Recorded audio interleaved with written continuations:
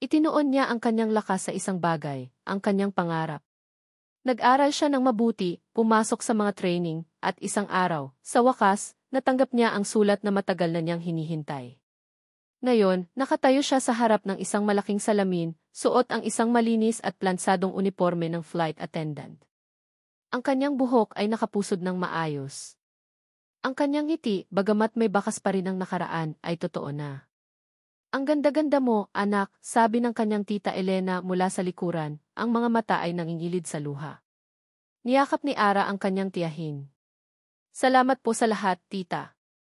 Hindi ko po ito magagawa kung wala kayo. Sa kanyang unang international flight, habang ang eroplano ay dahan-dahang umaangat mula sa lupa, tumingin si Ara sa bintana. Ang mga bahay at gusali ay unti-unting lumiliit hanggang sa maging mga tuldok na lang ng ilaw. Sa unang pagkakataon, naramdaman niya ang tunay na kalayaan. Ang paglayo, hindi para tumakas, kundi para makita ang lahat mula sa itaas, para magkaroon ng bagong perspektibo. Ang sakit ay nandoon pa rin, isang peklat na hindi na kailanman mabubura. Ngunit natutunan na niyang mamuhay kasama nito. Natutunan na niyang hindi ito ang magdidikta ng kanyang pagkatao. Ang pagpapatawad, nalaman niya, ay hindi isang malaking kaganapan. Ito ay isang pang-araw-araw na desisyon. Ang pagpapatawad kay Doña Elvira para sa sarili niyang kapayapaan. Ang pagpapatawad kay Marco iyon ang pinakamahirap. Hindi niya alam kung kaya na niya.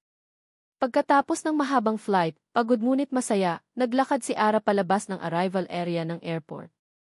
Sa gitna ng mga taong nag-aabang na may mga bulaklak at karatula, isang pamilyar na figura ang nakatayo sa isang sulok, malayo sa lahat.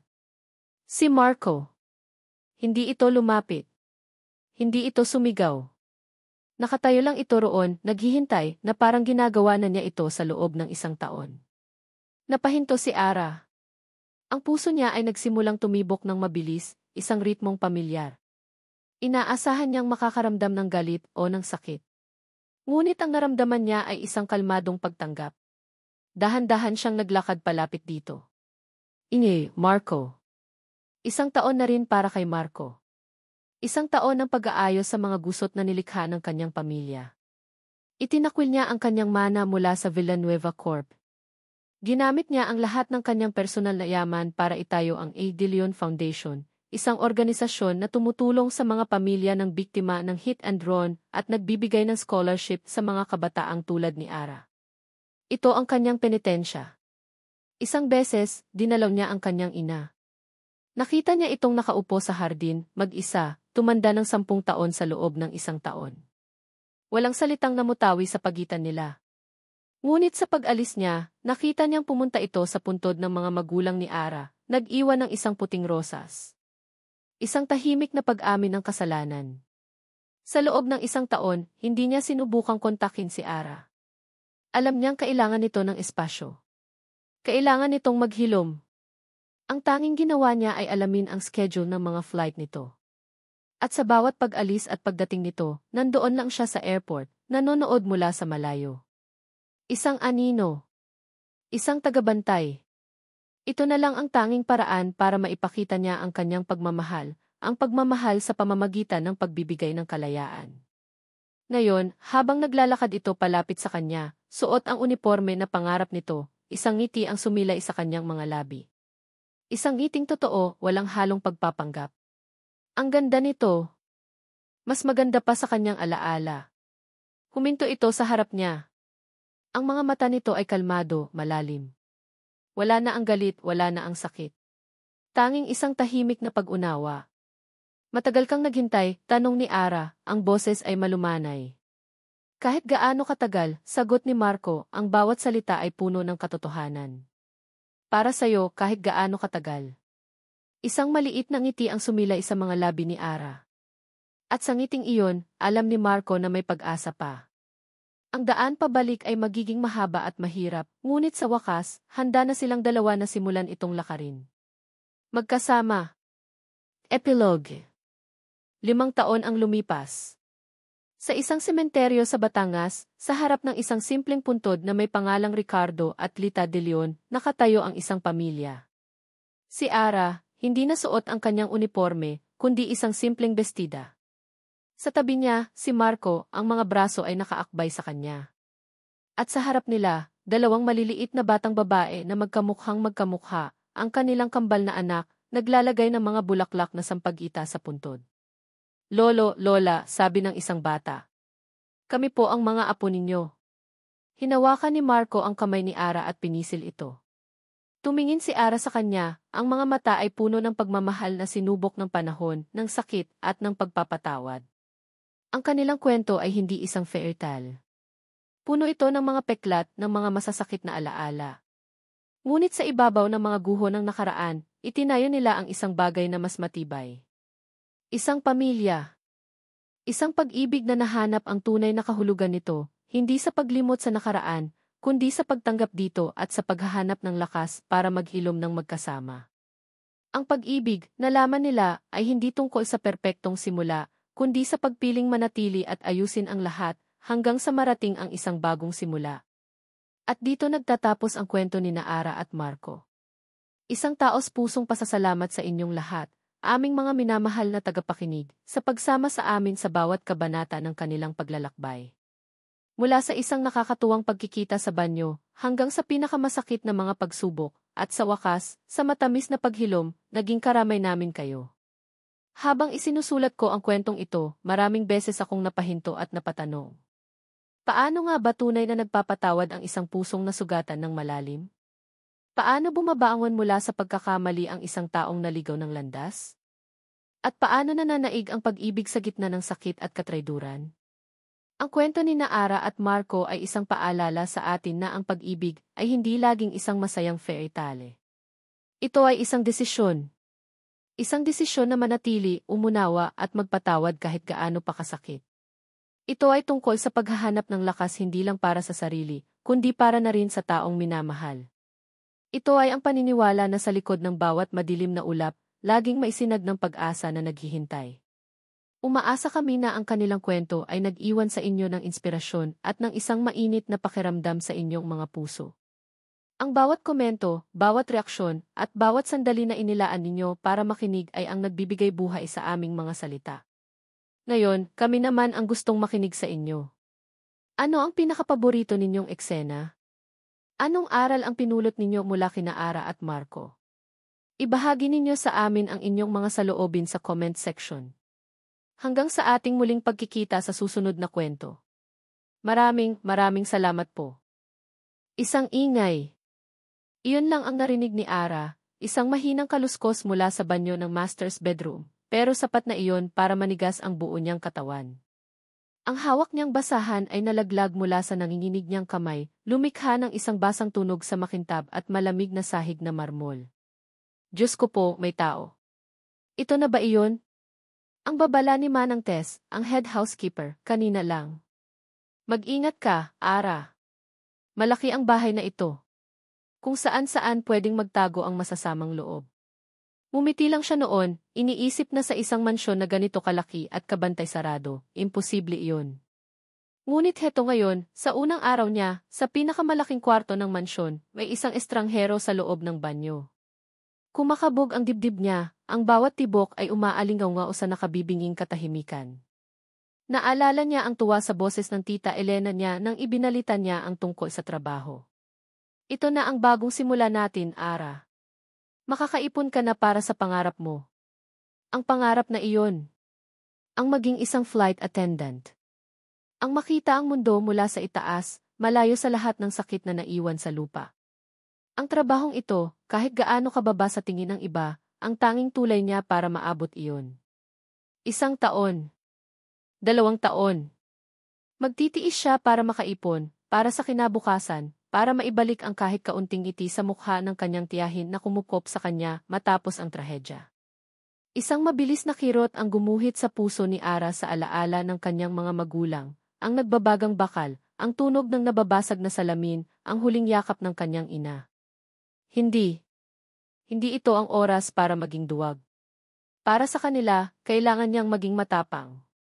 Isang malakas na pag-ubo mula sa loob ng banyo ang nagpabalik sa kanya sa kasalukuyan. Doon, sa lumang estilong pinto na gawa sa matigas na nara, nakita niya ang sagot, isang malaki, antigong susi ang nakasaksak sa keyhole sa labas. Desisyon. Mabilis at tiyak. Dahan-dahan, na parang pusa, gumapang si Ara palapit sa pinto. Bawat hakbang ay pinag-isipan, bawat paghinga ay pinigilan. Ang lamig ng marmol ay gumagapang sa kanyang mga paa. Nang maabot niya ang pinto, nanginginig niyang hinawakan ang malamig na bakal ng susi. Sa isang mabilis na kilos, pinihit niya ito. Click! Ang tunog ng pag-lock ng pinto ay parang putok ng baril sa katahimikan. Napasandal si Ara sa pader, habol ang hininga, ang puso niya ay tila gustong kumawala sa kanyang dibdib. Tagumpay. Natrap niya ang magnanakaw. Ilang segundo ng katahimikan, at pagkatapos ay narinig niya ang pagpihit ng doorknob mula sa loob. Sinundan ito ng malakas na pagkalabog. Hoy! Anong problema mo? Sino ang nag-lock ng pinto? Isang boses ng lalaki. Hindi tunog magnanakaw. Tunog mayaman. Arogante. Nagulat si Ara, pero mas pinili niyang ipagpatuloy ang kanyang tapang. Magnanakaw, sigaw niya, sinusubukang gawing matatag ang kanyang nanginginig na boses. Huwag ka nang pumalag. Tumawag na ako ng mga security guard. Isang halakhak ang isinagot sa kanya mula sa loob. Hindi tawa ng takot, kundi tawa ng pang-inis. Security guard. Alam mo ba kung kaninong bahay ang pinasok mo? Buksan mo to kundi sisante ka. Bago pa man makasagot si Ara, narinig niya ang mabilis na mga yabag sa pasilyo. Si Manang Tess, kasama ang dalawa pang kasambahay, ang humahangos na dumating. Ara! Ano ng kaguluhan ito? Tanong ng matandang katiwala, baka sa mukha ang pag-aalala. Ipinagmamalaki ni Ara na itinuro ang pinto ng banyo. Manang, nahuli ko po. May magnanakaw sa loob. Ang kulay sa mukha ni Manang Tess ay biglang nawala. Nanlaki ang kanyang mga mata sa purong takot. Ara, ano nang ginawa mo? Diyos ko, bata ka. Buksan mo iyang pinto. Buksan mo. Pero Manang, nasa loob si Sir Marco, halos pasigaw na sabi ni Manang Tess. Parang isang baldeng nagielong tubig ang ibinuhos kay Ara. Sir Marco, ang kaisa-isang anak. Ang tagapagmana. Ang lalaking binansagan ni Manang Tess na anghel sa labas, demonyo sa loob. Nanginginig ang buong katawan niya, dali-dali niyang pinihit pabalik ang susi. Sa pagbukas ng pinto, isang figura ang tumambad sa kanila. Nakatayo roon ang isang matangkad na lalaki, walang suot pang itaas, isang puting tuwalya lamang ang nakapulupot sa kanyang baywang. Tumutulo pa ang tubig mula sa kanyang basang buhok pababa sa kanyang matipunong dibdib. At ang kanyang mukha gwapo sana, kung hindi lang nababalot ng itim na aura ng galit. Ang mga mata nitong matatalim ay hindi tumingin kay Manang Tess. Dire-diretso itong tumitig sa kanya, kay Ara, na ngayon ay parang gustong lamunin na lang ng lupa sa kahihiyan. Kayo, sabi ni Marco sa mahinang boses, ngunit puno ng otoridad, na tumutukoy sa ibang mga kasambahay. Labas. Agad na nagsiyukuan at umalis sina Manang Tess, nag-iwan ng isang tinging puno ng awa para kay Ara. Ngayon, silang dalawa na lang ang naiwan sa malawak na kwarto. Sir, pasensya na puti. Nautal na sabi ni Ara, hindi magawang itaas ang kanyang paningin. Aakala ko po kasi. Akala mo magnanakaw ako, putol ni Marco sa kanya. Narinig niya ang mga yabag nito palapit. Sa sarili kong pamamahay, napapikit si Ara. Hinihintay ang sigaw, ang insulto, ang anunsyo na tanggal na siya sa trabaho. Ngunit katahimikan lang ang sumunod. Nang sa wakas ay nag-angat siya ng tingin, nagulat siya sa nakita. Ang galit sa mukha ni Marco ay napalitan ng isang bagay na mas nakakatakot, isang mabagal, mapanlarong ngiti. Tiningnan siya nito mula ulo hanggang paa, tila sinusuri ang isang kakaibang insekto. Actually, sabi nito, ang boses ay tila isang mapanganib na bulong. I'm impressed. May tapang ka pala. Naglakad ito paikot sa kanya, at naramdaman ni Ara ang lahat ng buhok sa kanyang batok na tumayo. Sa tapang mong yan, pagpapatuloy nito, humihinto sa mismong harapan niya. I think you're wasted on dusting furniture. Bumaba ang tingin niya sa name tag sa kanyang uniforme. Ara de Leon. Binigkas nito ang pangalan niya na parang isang lasa na sinusubukan nito sa unang pagkakataon. Itinaas nito ang kanyang baba gamit ang isang daliri, pinipilit siyang salubungin ang mga mata nito. Nakita ni Ara ang kislap ng kalokohan at kapangyarihan sa mga iyon. Simula bukas, deklara ni Marco, ang ngiti sa kanyang mga labi ay lalong lumawak. Ikaw na ang personal assistant ko. Lumapit ito, ang mainit nitong hininga ay tumatama sa kanyang tainga habang bumubulong ito sa paraang nagpatindig ng balahibo niya. Welcome to Dimby World, Imas de Leon. Hindi iyon isang pagbati. Iyon ay isang babala. Isang demonyo. Iyon ang tawag sa kanya ng mga kasambahay kapag nakatalikod siya, alam iyon ni Marco. At sa mga sandaling tulad nito, habang nakaupo siya sa kanyang malawak na home office at hinihintay ang pagdating ng bago niyang ibiktima, ninamnam niya ang titulo. May isang partikular na kasiyahan sa pagiging kinatatakutan, isang kapangyarihan na hindi maibibigay ng pera lang. Isang ngisi ang sumilay sa kanyang mga labi habang inaalala ang eksena kahapon. Ang babaeng iyon, si Ara de Leon. Ang takot at pagkatapos ay ang pagsuway sa mga mata nito nang ikulong siya sa sarili niyang banyo. Ang tapang nito, kahit na halatang nanginginig ito sa takot. Karamihan sa mga empleyado sa mansyon ay yumuyuko at umiiwas ng tingin kapag dumarating siya. Pero si Ara, kahit sa gitna ng kahihiyan, sinalubong ang tingin niya. Kaya naman, imbes na sipain palabas ng mansyon, binigyan niya ito ng promosyon. Isang promosyon papunta sa impyerno. Ang pagiging personal assistant niya. Isang mahinang katok sa pinto ang pumutol sa kanyang pag-iisip. Pasok, sabi niya sa malamig na tono. Pumasok si Ara. Suot pa rin niya ang simpleng uniforme ng kasambahay, malinis at maayos. Nakapusod ang buhok niya, walang kahit isang hibla na wala sa lugar. Nakayuko ito, ngunit naramdaman ni Marco ang tensyon sa tindig nito, isang klase ng paghahanda na parang isang sundalong naghihintay ng utos. Sir, bati nito sa mahinang boses. Tumayo si Marco at dahan-dahang lumapit, ninanamnam ang bawat sandali. Good morning, Imas de Leon. Handa ka na ba sa unang araw mo? Opo, sir. Mabuti, sabi niya, at isang ideya ang pumasok sa kanyang isip. Unang-una sa lahat, kailangan ko ng kape. Barako. Mula sa Batangas. At gusto ko, ang temperatura ng tubig ay eksaktong 85 degrees Celsius. Hindi 84. Hindi 86. Eksaktong 85. Malinaw. Nakita niya ang bahagyang panlalaki ng mga mata nito, pero mabilis din itong nawala. Isang tango lang ang isinagot nito. Masusunod po, sir. At walang dagdag na salita, tumalikod na ito at lumabas ng opisina. Napangiti si Marco. Ang unang pagsubok. Imposible iyon, alam niya. Sino ba namang matinong tao ang may food thermometer sa kusina ng mansyon? Pero iyon ang punto. Ang bigyan ito ng utos na hindi nito kayang tuparin para makita niya itong mabigo. Ilang minuto ang lumipas. Umupo siyang muli, kinuha ang kanyang cellphone at nag-scroll. 10 minuto. 15 minuto. Akala niya ay sumuko na ito. Ngunit bumukas ang pinto at pumasok si Ara, may dalang isang tray. Maingat niyang inilapag sa mesa ni Marco ang isang tasang itim na kape. Sir, heto na po ang kape ninyo, sabi nito, ang boses ay kalmado. Tinaasan niya ito ng kilay. Are you sure that's 85 degrees? Walang pag-aalinlangan, inilabas ni Ara mula sa bulsa ng kanyang apron ang isang maliit na meat thermometer. Opo, sir. Sinigurado ko po. Natigilan si Marco. Isang meat thermometer. Saan naman niya nakuha iyon? Nakatingin lang ito sa kanya, naghihintay. Kinuha niya ang tasa. Kunwari iinumin niya, pero sa huling sandali, aksidente niyang nabitawan ito. Ang mainit na kape ay tumapon sa ibabaw ng kanyang mamahaling mesa at kumalat sa sahig. Oops, sabi niya, walang bahid ng pagsisisi. It's my mistake.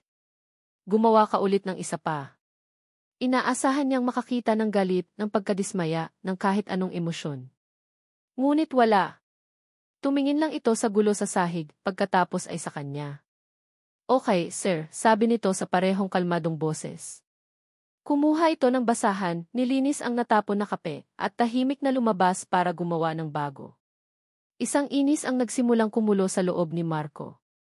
This was not going according to plan. Hindi ito masaya. Ang hindi nito pagkibo ay mas nakakainis pa kaysa sa anumang sigaw o iyak. Nang bumalik ito dala ang pangalawang tasa ng kape, may bago na siyang naisip. Hayaan mo na yan, sabi niya, iwinawagayway ang kanyang kamay. May mas importante akong ipapagawa. Ang shoe collection ko. Nakita mo na ba?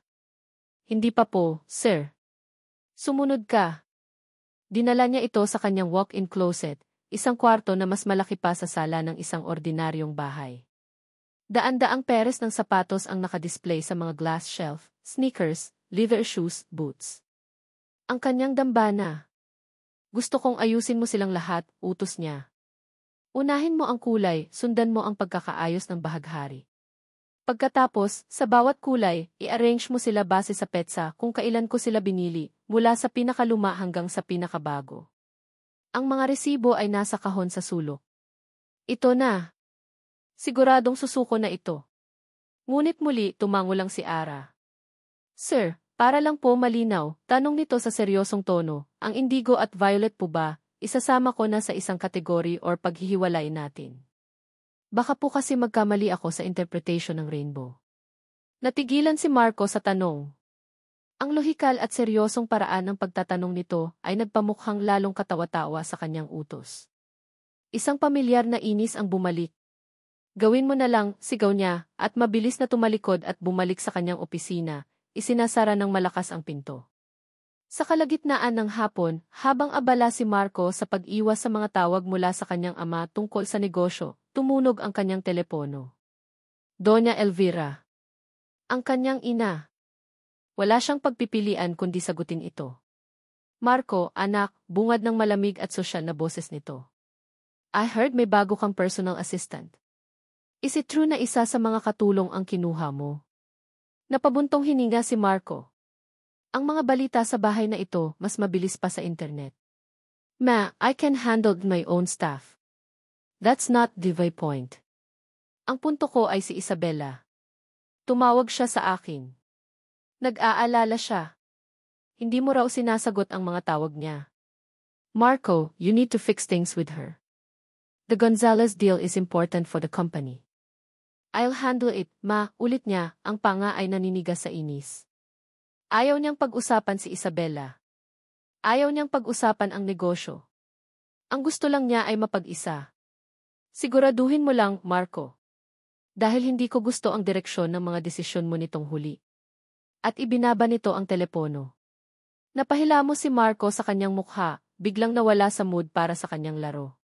Lumabas siya ng opisina, balak sanang tingnan kung ano na ang ginagawa ni Ara, nang marinig niya ang boses nito mula sa isang sulok ng pasilyo.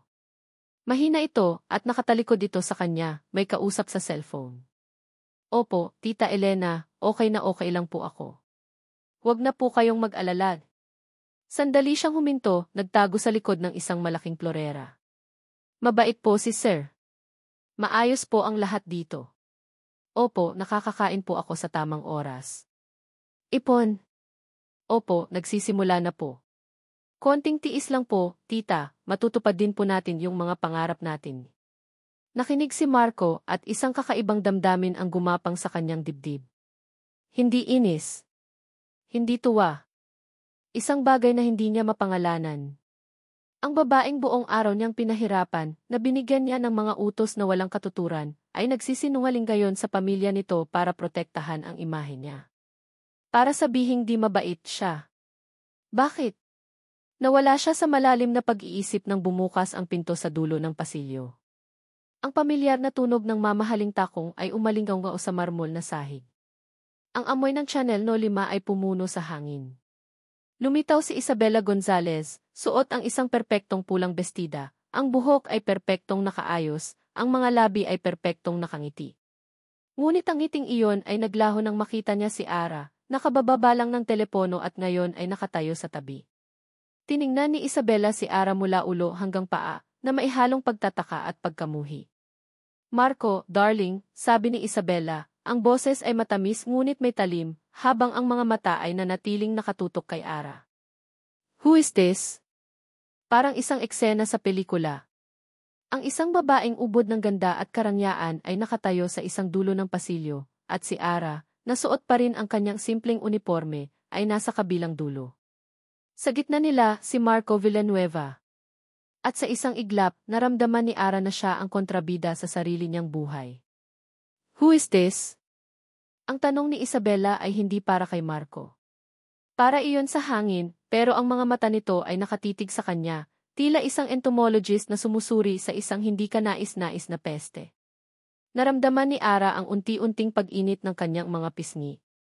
Pakiramdam niya ay lumiliit siya sa bawat segundong lumilipas sa ilalim ng mapanuring tingin nito. Siya si Ara de Leon, sagot ni Marco, ang boses ay walang emosyon. In the new personal assistant. Isang perpektong kilay ang tumaas sa noo ni Isabela. Your personal assistant. Isang maliit na tawa ang kumawala sa mga labi nito. Darling, didn't know you were hiring from this section. Ang salitang this section ay binitawan nito na parang isang maruming bagay. Lumakad si Isabela palapit, ang bawat hakbang ay puno ng kumpiyansa, diretso kay Marco. Ipinulupot nito ang mga braso sa liig ni Marco at hinalikan ito sa labi. Isang halik na hindi para sa pagmamahal, kundi para sa pag-angkin. Mabilis na ibinaling ni Ara ang kanyang tingin sa sahig, pakiramdam niya ay isa siyang manonood sa isang pribadong palabas na hindi niya dapat nakikita. I missed you, Marco, malambing na sabi ni Isabela, ngunit sapat na ang lakas para marinig ni Ara. Hindi mo sinasagot ang mga tawag ko. I was busy, maikling sagot ni Marco, tinatanggal ang mga braso ni Isabela mula sa kanyang lig.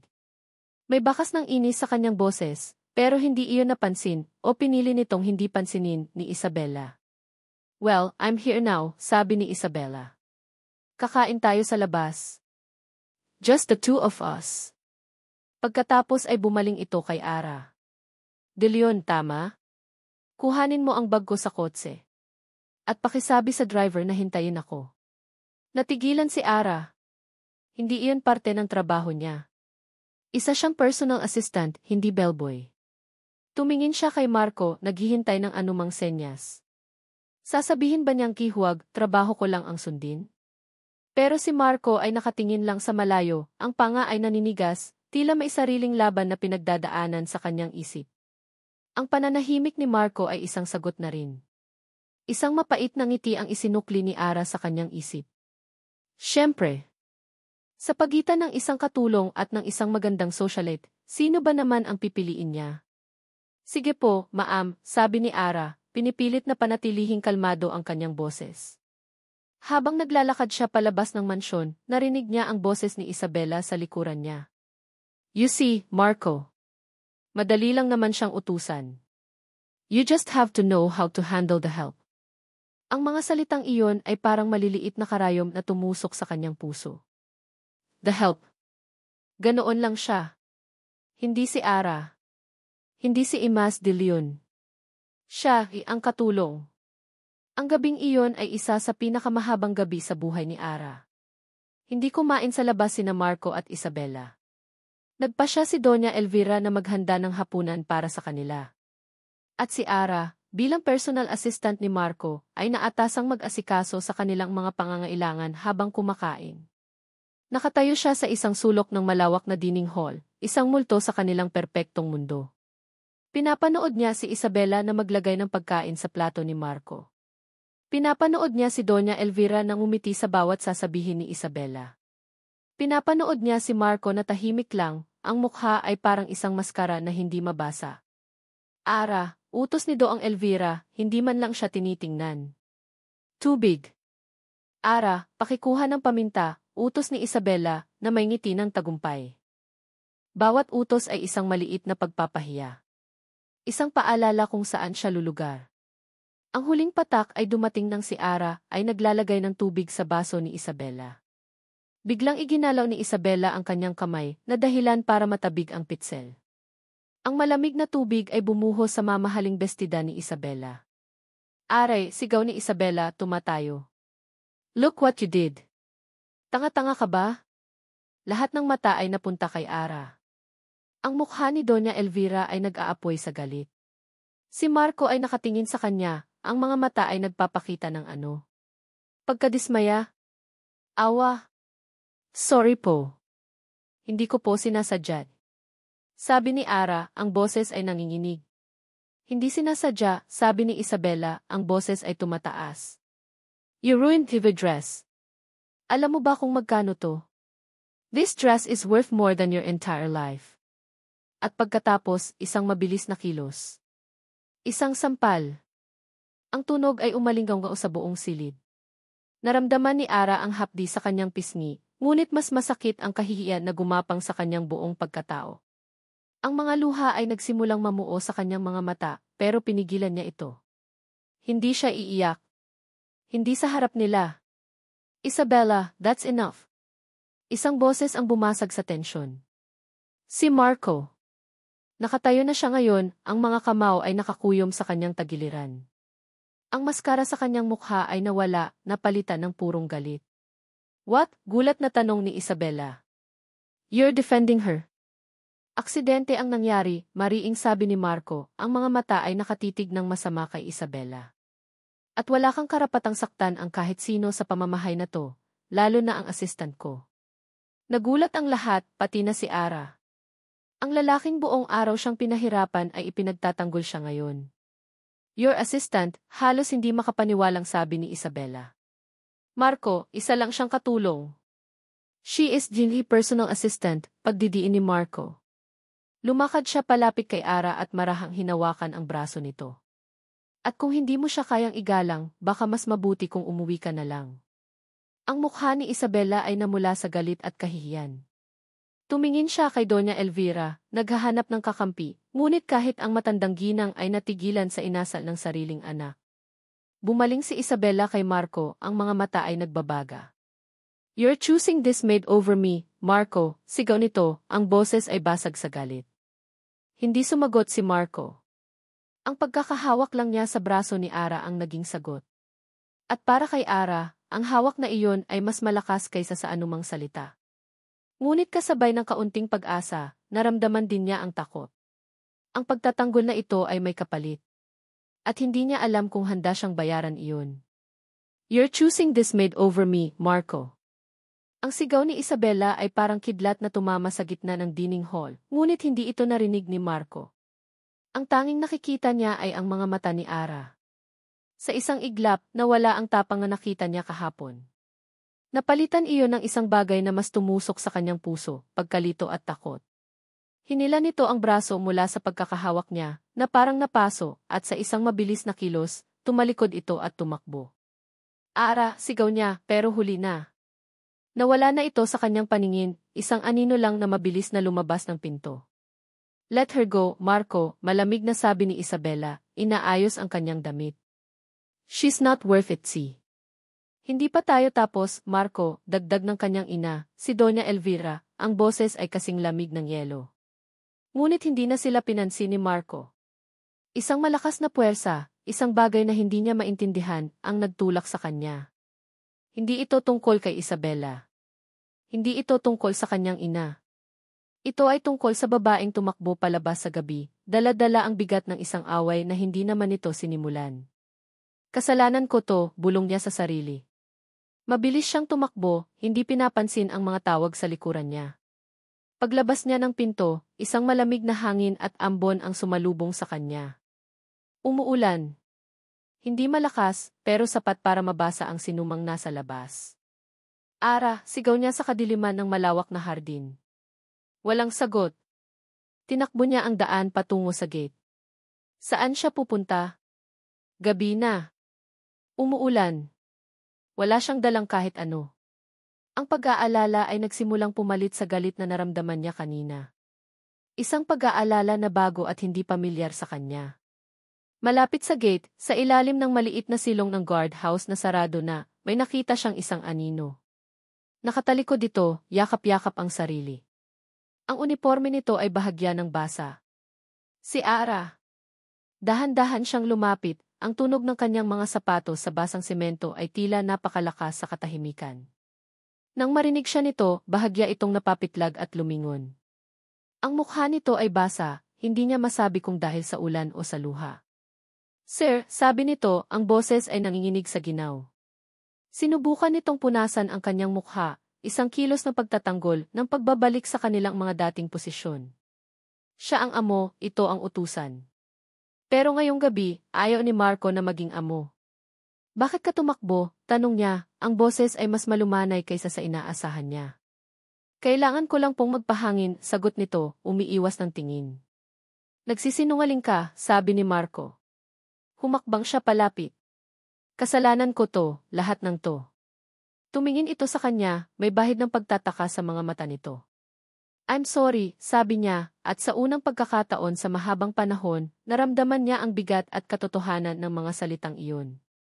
I'm sorry sa nangyari kanina. Sa kape. Sa sapatos. I was being a jerk. Isang maliit na ngiti, mapait at malungkot, ang sumilay sa mga labi ni Ara. Trabaho ko lang po yun, sir. Okay lang po. Hindi, mariing sabi ni Marco. Hindi okay. Hindi ka dapat sinampal ni Isabela. At hindi ko dapat hinayaan na mangyari yun. Nagsimulang bumuhos ng mas malakas ang ulan. Nakita niya ang panginginig ng mga balikat nito. Walang pag-iisip, hinubad niya ang kanyang mamahaling coat at maingat na ipinatong sa mga balikat nito. Napatingin ito sa kanya, gulat. Ang init mula sa kanyang damit ay tila lumikha ng isang kuryente sa pagitan nila. Ang layo nila sa isa't isa ay biglang lumiit. Amoy sabon ito, isang simpleng amoy na kabaligtaran ng mabigat na pabango ni Isabela. Isang amoy na malinis at totoo. Sir, hindi po kailangan. Marco, putol niya. Tawagin mo akong Marco. Nakatitig lang sila sa isa't isa. Ang tanging maririnig ay ang patak ng ulan sa bubong ng guardhouse. Sa ilalim ng madilim na ilaw ng poste, nakita niya ang totoong Ara. Hindi ang matapang nakatulong, hindi ang masunuring assistant. Kundi isang babaeng nasasaktan, mag-isa, at sa kabila ng lahat, nandoon pa rin ang isang kislap ng dignidad sa kanyang mga mata. Hindi niya alam kung sino ang unang gumalaw. Marahil ay siya. Marahil ay ito. Ang alam lang niya, sa susunod na sandali, ang kanyang mukha ay papalapit na sa mukha nito. Nakita niya ang paglaki ng mga mata nito sa gulat, pero hindi ito umiwas. At hinalikan niya ito. Sa simula, ito'y marahan, isang pagtatanong. Ngunit nang maramdaman niya ang malambot nitong mga labi na bahagyang bumukas, isang bagay ang pumutok sa loob niya. Ang inis, ang pag-aalala, ang pagsisisi, lahat ay natunaw sa isang bugso ng damdamin na hindi niya pa naramdaman kailanman. Ang halik ay lumalim, naging mapusok, puno ng pangangailangan na hindi niya alam na mayroon siya. Ipinulupot niya ang kanyang mga kamay sa baywang nito, hinihila ito palapit, habang ang mga kamay nito ay marahang dumapo sa kanyang dibdib, na parang hindi sigurado kung itutulak siya palayo o hahawakan siya ng mas mahigpit. Ang buhos ng ulan ay tila naging musika sa kanilang paligid. Ang mundo sa labas ng maliit na silong na iyon ay nawala.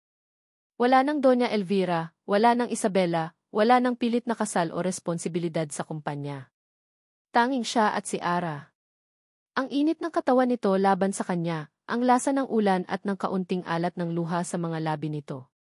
Isang perpektong sandali na kasing delikado ng isang babasaging kristal. Nang sa wakas ay humiwalay sila, pareho silang habol ang hininga. Ang mga mata ni Ara ay malalaki at puno ng gulat, ang kanyang mga labi ay bahagyang namumula at nakabukas. Nakatitig lang ito sa kanya, tila sinusubukang unawain ang nangyari, isang bagay na kahit siya mismo ay hindi kayang ipaliwanag. Gusto niyang magsalita. Gusto niyang sabihin, hindi ko alam kung bakit ko ginawa yon, pero hindi ko pinagsisisihan. Gusto niyang sabihin, may kakaiba sa'yo na hindi ko maintindihan. Ngunit bago pa man mailumabas na salita sa kanyang bibig, isang biglaang realisasyon ang tumama kay Ara. Ang pagkagulat sa kanyang mukha ay napalitan ng takot, ng pagkaalerto. Bigla, ang distansya sa pagitan nila ay bumalik. Ang init ay nawala, napalitan ng lamig ng gabi. Itinulak siya nito palayo, hindi malakas, pero sapat na para maramdaman niya ang pagbabago. Hinubad nito ang coat niya mula sa mga balikat nito at iniabot pabalik sa kanya, ang mga mata ay nakaiwas. Ang coat ay mainit pa rin dahil sa katawan nito, ngunit ang kilos ay malamig. Gabi na po, Sir Marco, sabi nito, ang formalidad ay bumalik na parang isang pader na muling itinayo sa pagitan nila. Kailangan ko na pong bumalik sa kwarto. At bago pa man siya makasagot, tumalikod na ito at mabilis na tumakbo pabalik sa mansyon. Iniwan siyang nakatayo roon na mag-isa sa ilalim ng buhos ng ulan. Nakatayo si Marco roon, hawak ang kanyang coat, na basang-basa na ngayon ng ulan. Pinanood niya ang anino ni Ara na mawala sa loob ng malaking pinto. Hinawakan niya ang kanyang mga labi, nararamdaman pa rin ang lambot ng mga labi nito. Isang demonyo. Iyon ang tawag sa kanya. Ngunit sa sandaling iyon, sa ilalim ng ulan, pagkatapos ng halik na iyon, isang bagay sa loob ni Marco Villanueva ang nagsimulang magbago.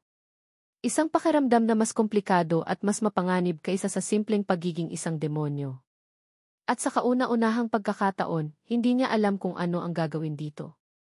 Kinabukasan, ang bawat sulok ng mansyon ay tila na puno ng alaala ng halik na iyon. Ang sahig na nilalakaran ni Ara ay parang ang basang semento kung saan sila tumayo. Ang amoy ng kape sa umaga ay nagpapaalala sa kanya ng hininga ni Marco. Ang simpleng pagdadala ng almusal sa kanyang opisina ay naging isang pagsubok ng katatagan. Good morning, bati ni Marco nang pumasok siya. May kakaiba sa boses nito na wala ang dating lamig at pang-inis. Napalitan iyon ng isang bagay na mas mahirap basahin, isang klase ng pag-iingat. Good morning po, sir, sagot ni Ara, ang mga mata ay nakatutok sa tray na dala niya. Maingat niyang inilapag ang kape at tinapay sa mesa nito, sinisiguradong hindi magkakadikit ang kanilang mga kamay. Bawat kilos niya ay kalkulado, bawat paghinga ay pinigilan. Ara, tawag nito bago pa siya makatalikod. Napahinto siya, ang puso ay nagsimulang kumabog. Katahimikan. Isang mahabang sandali ng katahimikan kung saan nararamdaman niya ang mga mata nito na nakatitig sa kanyang likuran. Sasabihin ba niya? Magtatanong ba siya? Sasabihin ba niyang kalimutan na lang ang lahat? Wala, sabi nito sa wakas. You may go. Isang buntong hininga ng ginhawa at kaunting pagkadismaya ang kumawala sa kanya nang makalabas siya ng pinto. Ganito ang naging takbo ng kanilang mga araw. Isang maingat na sayaw ng pag-iwasan. Hindi na siya binibigyan ni Marco ng mga utos na walang katuturan. Ang mga ipinapagawa nito ay naging propesyonal at direkta. Ngunit ang tensyon sa pagitan nila ay mas makapal pa kaysa dati.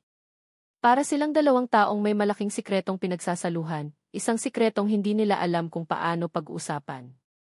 Sa bawat pag-iwas niya, lalo siyang nalilito. Ano ba talaga ang ibig sabihin ng halik na iyon? Awa. Dahil nasampal siya ni Isabela? O mas masama pa, isa lang ba itong laro para sa isang mayamang lalaking nababagot? Ang huling isipin ang pinakamasakit. Ang isiping para sa kanya, isa lang siyang bagong laruan. Isang hapon, habang inaayos niya ang mga libro sa library, dumaan sa malaking bintana ang isang pamilyar na kotse. Ang pulang sports car ni Isabela. Napahinto si Ara, ang dibdib ay biglang nanikip. Hindi na niya ito nakita simula noong gabing iyon. Nakita niyang bumaba si Isabela, suot ang isang eleganteng puting bestida, na tila isang anghel. Ngunit alam ni Ara na sa likod ng perpektong ngiti nito ay may itinatagong kadiliman. Nagtaka siya kung bakit ito bumalik. Sa halip na pumasok sa mansyon, naglakad si Isabela papunta sa hardin sa gilid, may kausap sa kanyang cellphone. Dahil sa pag-usisa na hindi niya mapigilan, sumilit si Ara mula sa bintana ng library. Nakita niyang may isang lalaking naghihintay kay Isabela sa ilalim ng isang malaking puno ng akasya. Isang lalaking nakasuot ng simpleng polo shirt at maong, mukhang ordinaryo, pero may aura ng isang taong sanay magmasid. May iniabot na isang brown envelope ang lalaki kay Isabela. Kinuha ito ni Isabela at binuksan. Habang binabasa nito ang mga papel, hindi napansin ni Ara ang anumang pagbabago sa ekspresyon nito. Ngunit pagkatapos, dahan-dahan, isang ngiti ang sumilay sa mga labi ni Isabela. Hindi ito ang matamis na ngiti na ipinapakita nito kay Marco. Ito ay isang ngiting malamig, matalim at puno ng tagumpay. Isang pangingilabot ang gumapang sa likod ni Ara. Hindi niya alam kung ano ang nasa loob ng envelope na iyon, pero alam niyang hindi iyon maganda. Mabilis siyang umatras mula sa bintana, na parang isang magnanakaw na nahuli sa akto. The switch, Isabela.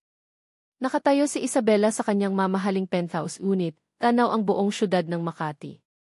Ang iniabot sa kanya kanina ng private investigator ay nakalatag sa kanyang glass table.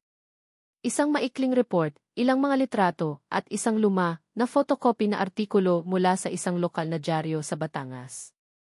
Mag-asawa, patay sa hit and run, hustisya, mailap. Binasa niya ulit ang mga detalye. Ricardo at Lita de Leon. Ang mga magulang ni Ara namatay habang pauwi mula sa bayan. Walang nakakita. Walang testigo. Ang tanging ebidensya ay ang salaysay ng isang bata, si Ara, na nakakita sa isang malaki at itim na kotse na sobrang bilis tumakbo. Isang itim na kotse. Isang ngiti ang muling sumilay sa mga labi ni Isabela. Isang alaala ang biglang bumalik sa kanyang isipan, malinaw na parang kahapon lang nangyari. 3 taon na ang nakalipas sa isang charity ball. Nakaupo siya katabi si Doña Elvira Villanueva. Nagrereklamo ang matandang ginang tungkol sa isang sakit ng ulo sa kumpanya. May mga problema, Hija, sabi nito sa kanya habang umiinom ng tsampag, na kailangan lang ilibing at kalimutan para sa kapakanan ng pamilya. Isang maliit na aberya sa probinsya, isang pagkakamali ng